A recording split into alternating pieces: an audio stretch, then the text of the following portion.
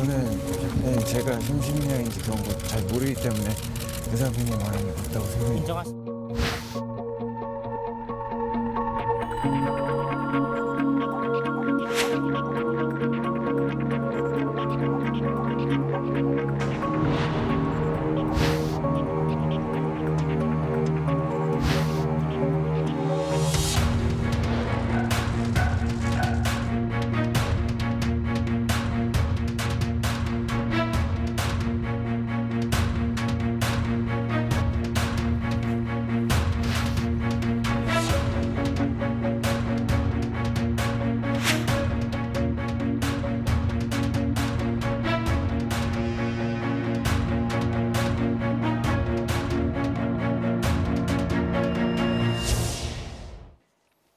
네, 어제 국회에서는 법안 60개가 통과됐습니다. 이 중에는 음주운전 처벌 강화를 담은 윤창호법과 심신미약을 핑계로 감형을 받는 근거를 없애는 이른바 김성수법도 포함이 됐습니다.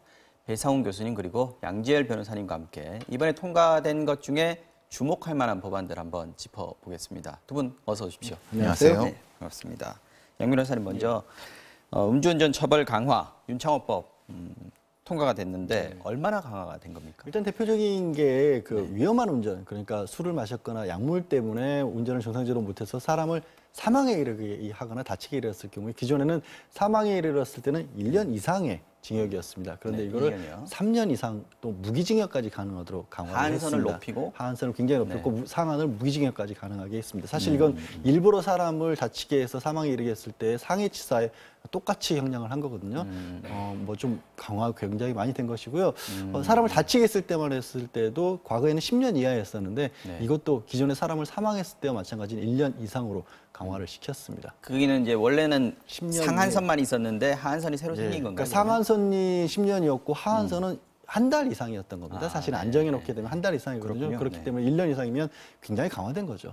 그런데 원래는 더 세게 고치려고 했는데 이번에 뭐 법사위에 올라간 원안보다는 좀 후퇴했다 이렇게 얘기가 나오던데 왜 그렇습니까? 그리고 이게 윤창호법이 원래는 이 부분만 있었던 건 아니잖아요. 그렇습니다. 이제 처음 말씀하신 것처럼 원하는 5년 이상이었습니다. 근데 지금 살인죄가 사실은 5년 이상이거든요. 3년이 아니고 5년이었다 원래는. 5년 이상이었는데 그런데 이제 왜 그렇게도 주장을 하셨냐면 일단 음주운전 자체가 살인행위라는 어떤 명분을 좀 심어주고 싶었다. 이참에 발의하신 쪽에서는. 맞아요. 그래서 살인죄랑 똑같이 처벌하는 게 낫지 않겠느냐.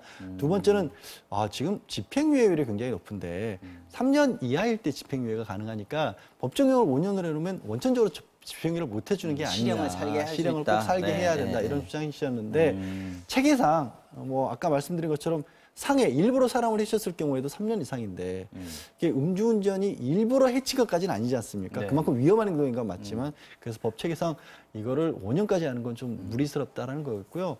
하나 이번에 윤창호법에서 빠진 부분은 뭐냐면 기존에는 음주운전 뭐 어떤 사고를 일으키지 않더라도 그 기준, 음주운전만 했었을 때도 3번 이상 걸리면 삼진 아웃이라서 굉장히 강하게 처벌했는데 이번엔 2번만 걸려도 강하게 처벌을 하겠다. 다만 이건 뭐 국회의원들 사이에서 이견이 있었던 건 아니고 행안위에서 법사위에 올라간 다음에 약간 좀 기다려주는 시간을 반드시 거치도록 하고 있습니다. 법안을 심사하는 기간을 법정으로 정해서 숙려기간이라고 좀 진지하게 좀 다뤄달라 이런 기간인데 그 기간만 넘기면 처리가 될 것으로 보입니다. 그건 시간 문제다 이렇게 보면 되나요? 네, 알겠습니다.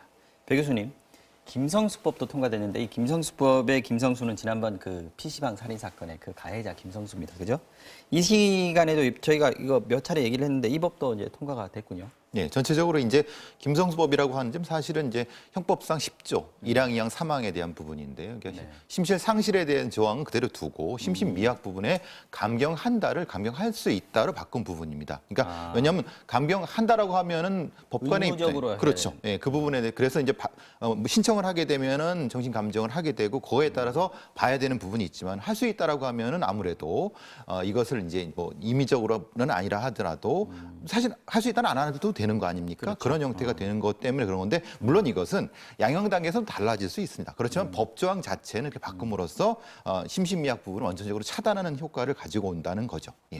그렇군요. 근데 이 심신미약 얘기를 하면 어금니 아빠 이영학 씨, 뭐 얘기를 안 할 수가 없는데 이영학 같은 경우에는 굉장히 치밀하게 이제 뭐 범행 준비를 하고 시신 유기까지 하고 이렇게 해서 이게 얼마나 머리가 좋은 사람이냐라는 생각까지 들 정도였는데 1심에서 심신미약을 주장을 했단 말이죠. 근데 2심에서는 직접적으로 심신미약을 인정하지는 않았지만 판결문에 살인이 다소 우발적이었고 범행 직전 그의 정신 상태가 불안했으며 이런 표현이 있습니다. 결국 뭐 대법원에서 무기징역이 확정돼서 원칙적으로 사형이 아니니까 가석방이나 감형이 가능해졌다 이런 비판이 있었지 않습니까? 이거 뭐 김성수법으로서도 이거 뭐 어쩔 수 없는 거잖아요. 김성수법은 이제 소급이 안 되니까. 네, 소급은 안 되니까. 근데 이제 사실 아쉬운 부분은 그겁니다. 사실 사실심인 2심에서 다소 우발적이었다라고 하는 부분 때문에 저도 참 의아한 부분이 우발적이 우발적이지 다소 우발적이면 어느 부분을 얘기하는가? 표현이 되게 좀 예, 이상하더라고요. 그러면은 이것은 그 조항 때문에 기본적으로 심신미약 부분을 어느 정도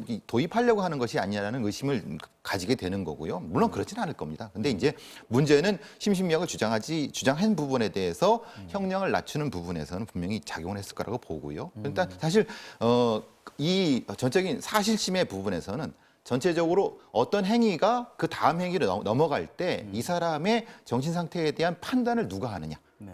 그럼 이것은 지금 상태에서는 법관의 양심, 법관이 주로 하지만은 미국 같은 경우는 그것이 아니야. 전문가들이 판단한 다음에 배심원한테 맡기고 다시 법관이 판단하는 부분이거든요. 그럼 그 부분에 대한 어떤 법관의 자율성을 법적으로, 그러니까 좀 경계가 좀 있는 겁니다. 그렇기 때문에 이 법조항은 상당히 중요한 부분이라고 볼 수 있습니다. 그렇군요. 자, 이것 말고도 어제 그 국회에서 통과된 게 60건이라고 아까 말씀드렸는데 양 변호사님 보시기에 이번에 통과된 건 중에서 가장 중요하다 이렇게 볼 수 있는 게 뭐 어떤 게 있었습니까? 최근에 이제 불법 동영상, 한국미래 양진호 회장 사태도 그랬었고, 유명 연예인 같은 경우에도 그 당시에 한번 교제를 했던 남성과의 사이에서 찍었던 영상 같은 것들이 유출될까봐 굉장히 사회적으로 뜨거운 논의가 되기도 했지 않습니까?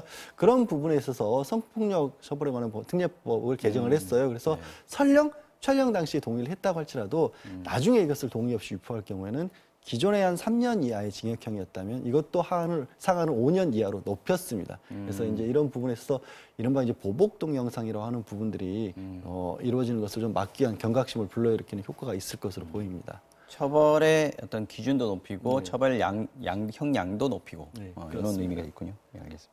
배 교수님도 개인적으로 주목하신 법안이 있나요? 아무래도 뭐 시간강사법이 되겠죠. 지금 사실은 시간강사법이 통과돼 갖고 이걸 교원 자격을 부여한다고 하지만 예산은 지금 결정이 안 돼 있습니다. 이게 참 애매한 상황이거든요. 여태까지 8년 넘게 계속 유예된 부분이 있었는데 시간강사법을 통해서 여러 가지 면에서 시간강사의 처우, 제가 또 이제 경찰학과 학과장을 했었기 때문에 이런 부분에 대한 부분은 그러니까 대량 해고 사태가 날 것이냐. 근데 이제 문제는 그 보완적인 형태의 예산이 부수되지 않으면은 이것을 국가에다가만 이렇게 좀 해달라고 하는데 그럼 사립학교 재단은 뭐 하느냐. 이런 논쟁이 있어야 되는데 사실은 그건 없이 이렇게 법안 통과시켜준 사실 좀 아쉬운 부분은 분명히 존재합니다. 법이 통과된 건 처음에 반가운 소식인 줄 알았는데 그 뒤에 있을 일들 이 부분이 좀 우려되는 그런 상황입니다. 자, 다음 이슈로 넘어가 보겠습니다. 화면부터 보시겠습니다.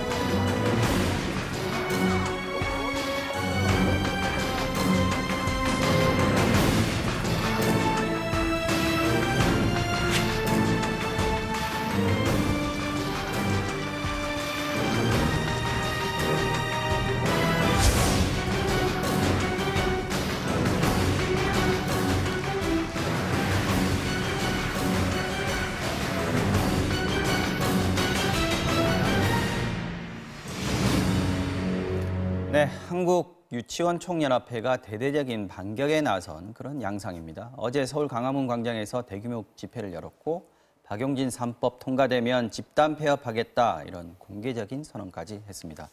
어떤 상황인지 좀 봐야 될 텐데 그런데 지금 조금 다른 움직임도 한유총 내부에서 지금 감지가 되고 있습니다. 조금 전에 들어온 소식인데 배 교수님, 한유총 서울지부가 조희연 서울시 교육감을 면담하고 학부모 불안을 야기하지 않겠다 이렇게 약속을 했다고 하는데 이게 집단 폐업이나 뭐 원활 모집 중단 요거까지는 우리는 안 하겠다. 이게 서울시 지부예요. 예, 그렇습니다. 이 얘기는 뭐 지금 현재 한유총 지도부하고는 좀 반대되는 얘기잖아요. 조금 반대되면 결이 좀 다른 부분이죠. 지금 이덕선 비대위원장 체계에서는 네. 폐원을, 그러니까 법을 만들면 폐원을 하겠다라는 거였고, 그렇게 한유총 서울지부는 폐원까지는 우리는 아니다. 대신 협상의 여지 있다. 네. 그러니까 에디파인을 도입은 하겠지만은 조금 좀 조항을 좀 수정해 달라. 그 정도까지. 그러니까 지금 협상을 하겠다. 거기까지인 것 같습니다. 그러니까 폐원을 전제로 한 집단 폐원을 전제로 한 집단 행동에는 네. 참여하지 않겠다. 저 그 정도고 물론 모르겠습니다. 세력 관계가 어떻게 될지 모르고 향후 이제 어떤 형성이 될지 모르겠지만은 지금 주장하는 바는 거기까지인 것 같습니다. 서울지부랑 지금 지도부 전체적인 의견이 좀 항명이다 이런 얘기까지 나오고 있던데 많이 다를 수밖에 없는 것으로 보여요. 근데 이 배경이 된 부분은 사실 우리 국가 같은 경우에는 이전부터 국공립을 좀 늘리겠다는 입장들을 많이 내놨었어요. 그런데 기억해 보시면 지난 대선 때도 이런 공약을 내세웠던 사립유치원들이 굉장히 강력히 반발을 해서 국공립 그분을 유치원 국공립 유치원 설립 확대를 못하게 했었는데 서울시는 어떤 일이 벌어지고 있냐면 이게 운영 유치원하는 게 사립 유치원이 어려운 경우에는 시에서 적극적으로 나서서 국공립 수준으로 지원을 해주고 대신에 회계 투명성도 국공립 수준처럼 감사를 받겠다는 게 서울 쪽 사립 유치원들의 좀 입장이었거든요. 그래서 실제로 서울형 유치원이라는 것이 시행이 되고 있기도 합니다. 그렇죠. 그런 어떤 배경에서 재미나네요.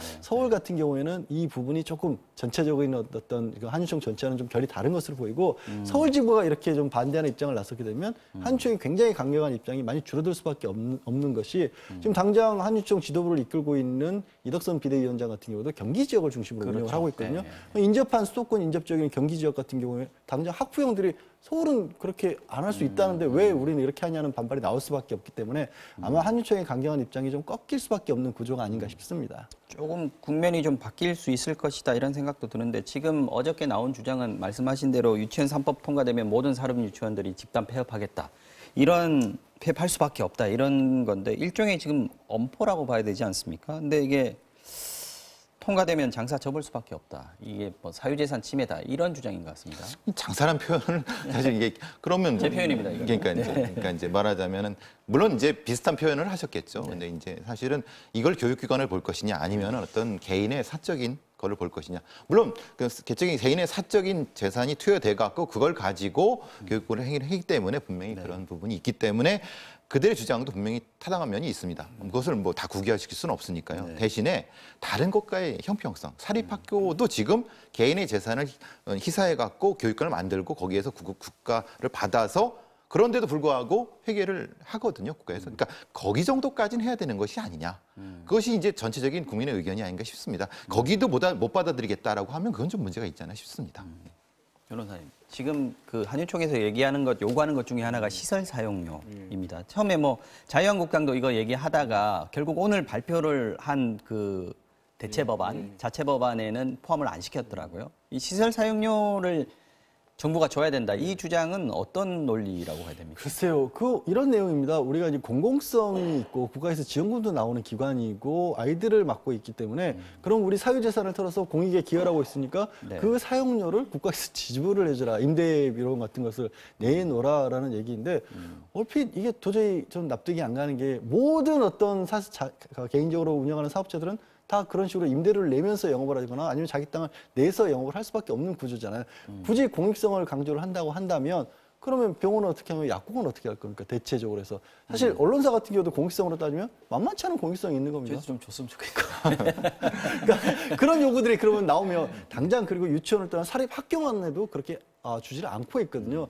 그래서 이거 수용하기 어려운 얘기인데 사실 유치원 운영하신 분들은 너무 어렵기 때문에 이런 말씀을 하신다, 주장을 한다라고 말씀을 하세요. 그리고 실제로도 뭐 통계에 따르면 뭐 어떻게 통계를 내느냐에 따라 다르겠지만 90% 이상 굉장히 어렵다는 얘기를 하시는데 그러면 이런 반론을 할 수 있는 거죠. 그러면 오히려 에듀파인 같은 걸 도입을 해서 정말 어렵다는 부분을 회계상 명확하게 보인 다음에 그다음에 지원금을 늘린다든가 아니면 그걸 근거로 해서 유치원 운영비를 보다 보전받을 수 있는 거를 요구할 수 있지 않느냐. 왜 이거는 감추면서 지원금을 학부모에게 주고 우리는 그걸 못 받아들이겠다. 지원금을 보정으로 바꾸니까 우리를 잠재적 범죄자로 처벌하려는 거 아니냐.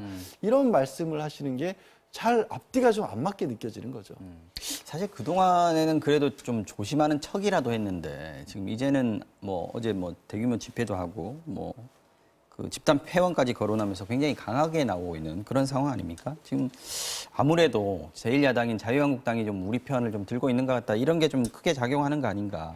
예, 아무래도 결국 이제 이렇게 되면은 법 통과가 더 어려워지는 거 아닙니까? 글쎄 어떻게 말입니다. 지금 해결을 해야 될 것 같습니까? 그러니까 과거에 이제 그 노무현 정권 때 사립학교법 문제가 있어갖고 실제로는 노무현 정권에서 그걸 못 넘어섰고 그 뒤에 사립학교법이 뭐 일종에서는 개혁이 됐다고 하고 이렇게 되는데 그런 식으로 가게 되면 이제 이건 심각한 문제가 될 수 있고 말하자면 그런까지 가지 않을 정도의 공공성을 확대하면서 적어도 이제 그 지금 한유총에서 주장하고 있는 부분의 일부분 말하자면 과거의 문제는 좀 일정의 면책을 주고 그리고 적어도 보조금 지원금 문제에 대한 명확한 선 그러니까 그 정도 선에서는 타협을 하게 되면은 받아들일 수 있지 않을까 싶습니다. 예. 지원 쪽에도 어떤 퇴로를 열어주는 그런 지혜가 있어야 된다 이런 의견들이 조금씩 나오고 있는 것 같습니다. 그렇습니다. 자, 오늘 이슈 안전정복은 여기서 마치겠습니다. 양지열 변호사님 그리고 배상훈 교수님이었습니다. 두 분 고맙습니다. 고맙습니다.